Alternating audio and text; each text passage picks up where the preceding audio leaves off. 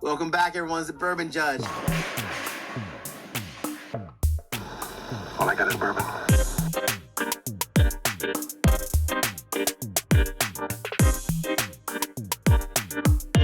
Welcome back, everyone. It's the Bourbon Judge.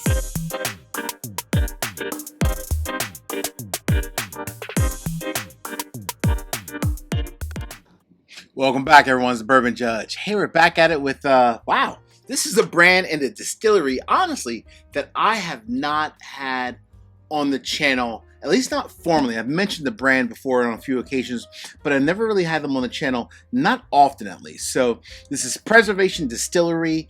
When you think of Preservation Distillery, there's a couple of like their sub brands that come to mind. Well, of course, obviously this one here, Very Old Saint Nick.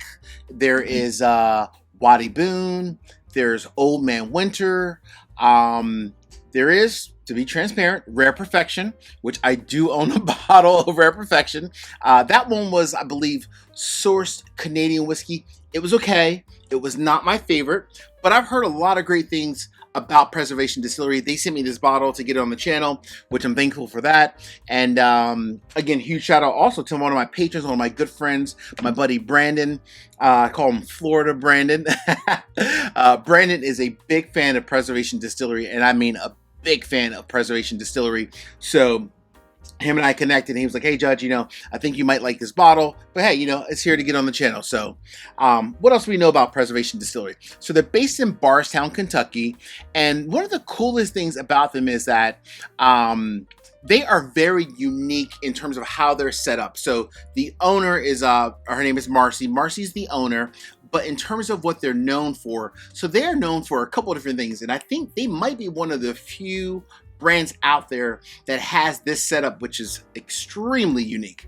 So number one, they're known for having access to old Stitzel-Weller juice, like old Stitzel-Weller barrels, back from like the late 90s that Marcy bought a crap load of those barrels, and then she vatted them, right? Because obviously you can only age that for so long before it gets too bad. So she took a lot of that old whiskey that she bought from Stitzel-Weller, and she vatted it. She put it in like these huge, large metal vats. So she has access to that. She also had access to like old Bernheim barrels. And no, not the more recent Bernheim, but like the old school Bernheim barrels. She vatted that as well. So she has like some really old vintage whiskey aging. That's one. She also sources whiskey this day and age from like various different Kentucky distilleries. And then last but not least, back in like 2015, Preservation Distillery also started to distill their own whiskey and distillate as well. So they source, they have access to some really old vintage collection that are sitting in various vats, as well as they've been distilling their own whiskey since 2015. So very unique setup, right? So a lot of the whiskey that they put out might be just sourced, might be some of their own distillate, or it might be a complete blend of those two items along with some of the older vintage whiskey they have access to. That whole setup is completely unique, completely different. So that just kind of goes to show that every distillery and every brand kind of lives like in their own lane. And I love that. All right. So now, Judge, what do we know about this special bottle that you're releasing? The brand new release that just came out, by the way, at the end of June, now in July, starting to hit markets. So this is the Very Old Saint Nick Immaculata Ancient. Ooh, Ancient Cask. I love it. So Very Old Saint Nick Immaculata Ancient Cask. So this release is a brand new release. They call it lot number 1. So lot number 1 was only released at their distillery, as well as it was sent out for folks to review. This bottle is paying homage to the 40th anniversary of this brand, the Very Old Saint Nick brand itself. So kudos to Preservation for kind of, paying tribute to the brand. Again, 40 years for this actual sub-brand, which is really cool. So what's the breakdown, Judge, of this bottle? What do we know about it? All right, I gotta get into the nose real quick. I let this one sit. I aired it out for a long time, so we're gonna get into the nose, and then we'll dive a little bit more into this bottle. Cool? All right. Real quick, before I dive into this bottle, 3 quick easy favors. Number 1, hit the like button. Number 2, drop me a comment. Let me know what are your thoughts on Preservation Distillery as a whole. And last but not least, please make sure you subscribe to the channel and hit the bell so you get a notification each and every time I release new content. Cool? All right. So let's get into the nose. So this is a very unique blend. What I know about this blend, again, not only is this lot 1, and again, lot 2 and all the other lots they put out will be hitting nationwide shortly, but with lot 1, they sip through, Marcy and team sip through 300 different barrels to get this final blend. Yes, 300 different barrels. That's a lot of whiskey. A lot of whiskey. But the final blend, again, this is the cool thing about preservation, which I do find this part pretty neat, actually. The final blend was a blend of 8-year-old preservation wheat potted still whiskey, or bourbon rather. So it's their own distillate that is 8 years old. So a 8-year-old wheated pot still bourbon, plus a 10-year-old high rye Kentucky bourbon that sourced from today's 10-year-old Kentucky bourbon, as well as a 19-year-old, yes, some of that 19-year-old vintage that they have access to, the vintage Kentucky bourbon. So they use a 19-year-old bourbon that was like from the vintage cask, a 10-year-old high rye Kentucky bourbon from this day and age, like whiskey that was made in the last, 10 years, plus their own 8-year-old wheated pot still bourbon. That's a very unique blend, and I mean extremely unique. But hey, this is what they felt was the fantastic and the best blend for lot number 1. But we're gonna dive into that one. All right. So, Judge, what are you getting for the nose? So first and foremost, this is a very complex nose. I'm getting a couple of different things that I normally don't get often in bourbon, but I like this though.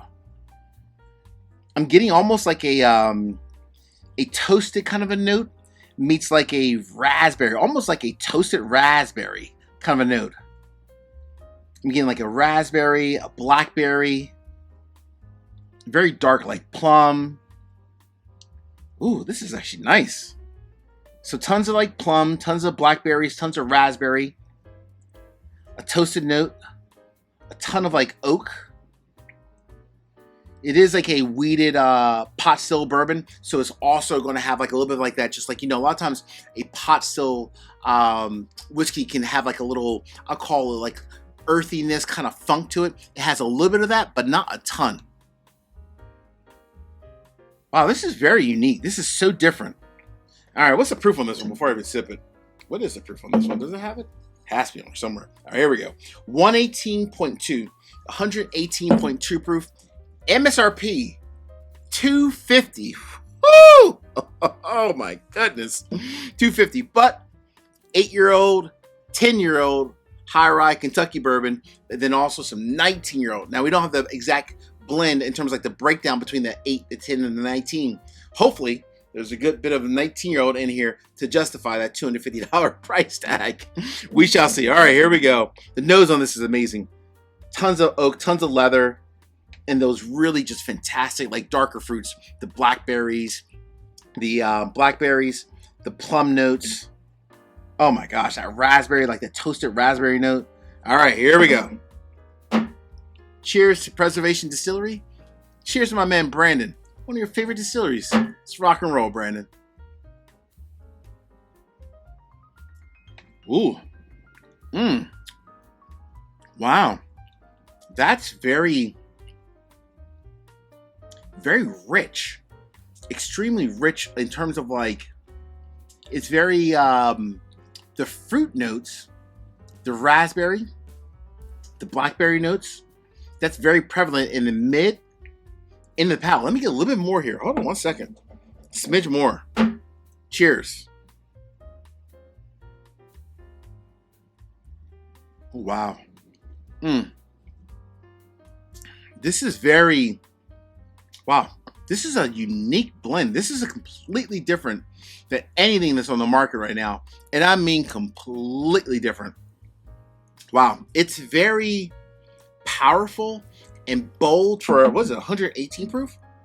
118.2. Oh, wow. Very thick.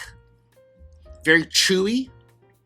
It's not overly sweet. So that's one thing. Number one, it is not overly sweet. And it does not remind you of the majority of whiskey and bourbon that's on the market today. It's none of that at all. It's very thick, very chewy. Now I can decipher the notes like from that wheated pot still bourbon, you can taste like the I'll call it like the earthiness, very thickness from like the wheated pot still, but then you have like the oak notes from the 19-year-old whiskey that's blended in there. What I like about it is that it's very peppery at the same time also, because you have a 10-year-old high rye Kentucky bourbon that's blended in there, so you get a ton of like pepper notes as well from because of the high rye bourbon that's blended in there. Let me get one last little sip, and then we're gonna give the verdict. All right, here we go. Woo, this is bold as hell.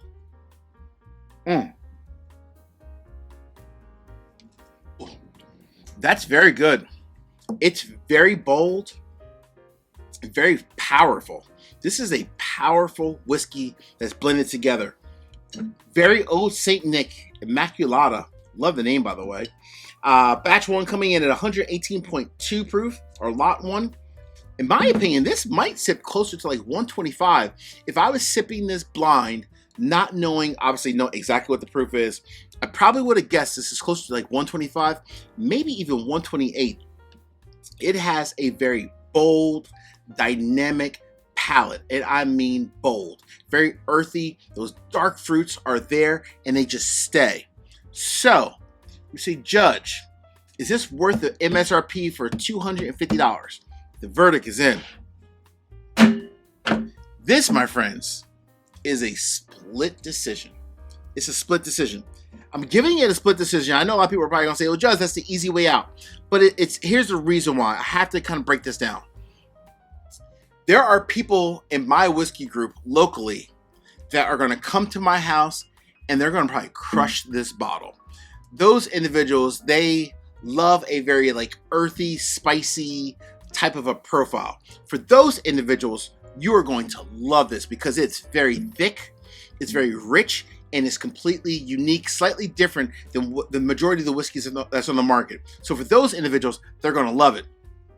But for those individuals that are out there who love like your standard, everyday kind of, standard bourbon, right? It's a little bit on the sweeter side, slightly a little bit more oak. For those individuals, you may want to stay away because of the price tag and it's not your jam. And that's the reason I'm saying I'm giving this one a split decision. Also, the price, $250. This is definitely a buy before you try.